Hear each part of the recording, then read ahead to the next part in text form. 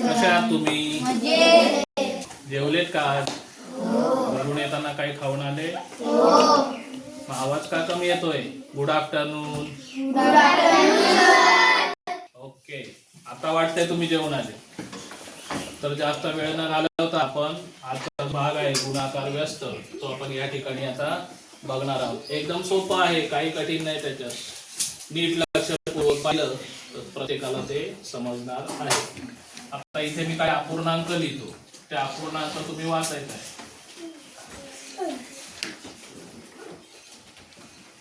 वाचा.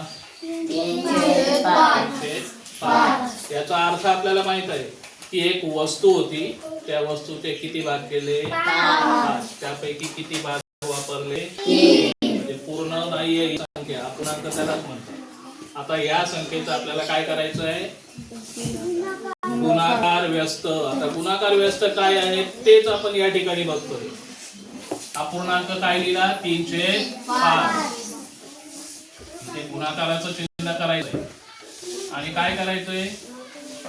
या 3ला अंश म्हणतात आणि 5ला काय म्हणतात? छेद. उलटा करायचंय. उलटा करायचंय म्हणजे हा जो छेद आहे तो इथे अंशात लिहिला. समजलं का इथपर्यंत? काय केलं मी? जो छेद आहे अपूर्णांकाचा तो इकडे येताना काय केला? अंशात लिहिला. आणि जो अंश आहे तो इकडे येताना कशात लिहिला? छेदात लिहिला. काय केलं लक्षात आलं? इकडचा अंश इकडे छेदात लिहिला, इकडचा छेद इकडे अंशात लिहिला. समजलं का इथपर्यंत? मग आता पुढे काय करायचं ते बघणार आहोत. सोपं आहे, बरोबरचं चिन्ह करायचं. इथे संख्या किती आहे? 3. ते 3 लिहिले. गुणाकाराचं चिन्ह करायचंय. इथे संख्या किती आहे? 5. इथे लिहिले. आता इथे संख्या किती छेदात? 5. ते इकडे लिहिले. गुणाकाराचं चिन्ह करायचं. इथे छेदात संख्या किती आहे? 3. समजलं इथपर्यंत? आता इथे बरोबरचं चिन्ह करूया आणि यांचा गुणाकार व्यस्त बघूया. आता सांगेल कोण मला? 3 गुणिले 5 किती होतात? 15. म्हणजे 3चा पाढा 5पर्यंत. 3×5 15. किंवा 5चा पाढा 3पर्यंत म्हटला तरी 15च येणार. 5×1 5, 5×2 5×3 15. आता इथे यांचा गुणाकार किती येणार? 5×3 15. किंवा 3चा पाढा 5पर्यंत म्हटलं तरी किती येणार रे? 15. आता अंश पण 15 आला, छेद पण 15 आला, म्हणजे काय झालं रे? मग इथे काय लिहिणार? किती लिहिणार? मगाचं उदाहरण आठवतं ना तुम्हाला?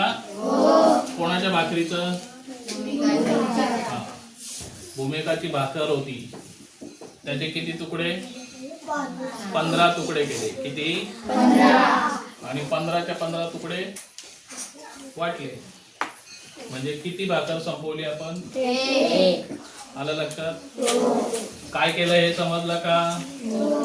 हा जो छेद आहे, अंश आहे, तो इकडे येताना छेदात लिहिला. इथे जो छेद आहे तो इथे येताना अंशात लिहिला. तीच तुम्हाला व्यवस्थित समजावं म्हणून इथे व्यवस्थित लिहिलं. मग त्यांचा गुणाकार केला. 3 गुणिले 5 15. 5 गुणिले 3 15. 15 तुकड्यांपैकी 15 तुकडे वापरले, म्हणजे पूर्ण एक वस्तू वापरली असा त्याचा अर्थ. आलं का लक्षात? आता दुसरं उदाहरण बघूया.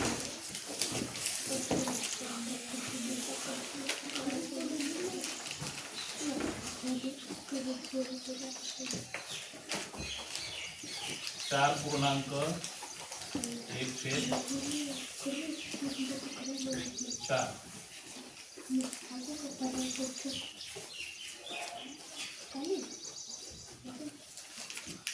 कोण बोलतंय? आता इथे पूर्णांक आहे आणि इथे हा पूर्णांक. तुम्हाला आठवतं का गेल्या आठवड्यात आपण हा भाग शिकलो होतो? पूर्णांकाच्या खाली काहीच नाही, म्हणजे मग तिथे काय समजायचं आहे? 1 समजायचं आहे. बरोबरचं चिन्ह करायचं. पहिल्यांदा लिहिणार पूर्णांक 4, त्याच्या खाली काहीच नाही म्हणजे आणि आता इथे 1/4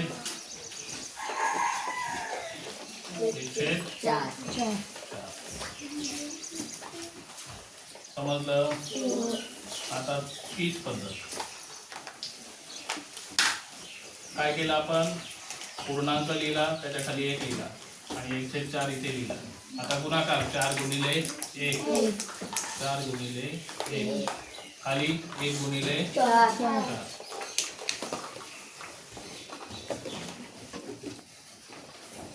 किती येईल रे उत्तर? 4 एके 4, इथे 4 एके 4 म्हणजे किती? ही काय आहे? भूमिकाची भाकर होती. भूमिकाला फेमस करूया आपण आता. ही काय आहे? भूमिकाची भाकर. तिचे किती तुकडे? 4. 4 तुकड्यांपैकी 4ही तुकडे मी खाल्ले. म्हणजे किती भाकरी खाल्ली? लक्षात आलं? अशा पद्धतीने सोडवता येईल तुम्हाला गुणाकार व्यस्त. हा, त्याला काय म्हणतात बघा. हा जो अपूर्णांक आहे ना 3/5, याचा गुणाकार व्यस्त किती आहे रे? 5/3. परीक्षेला असा प्रश्न विचारेल 3/5 चा गुणाकार व्यस्त, तर काही करायचं नाही. जो छेदात आहे तो अंशात लिहायचा आहे, जो अंशात आहे तो छेदात लिहायचा आणि उत्तर काढायला सांगितलं तर त्यांचा गुणाकार करायचा आहे. शेवटी काय येणार? काय येणार? एकच आहे. लक्षात तुमच्या? उद्या सोडून दाखवाल मला? ठीक आहे, चल पुन्हा भेटूया. Signing off.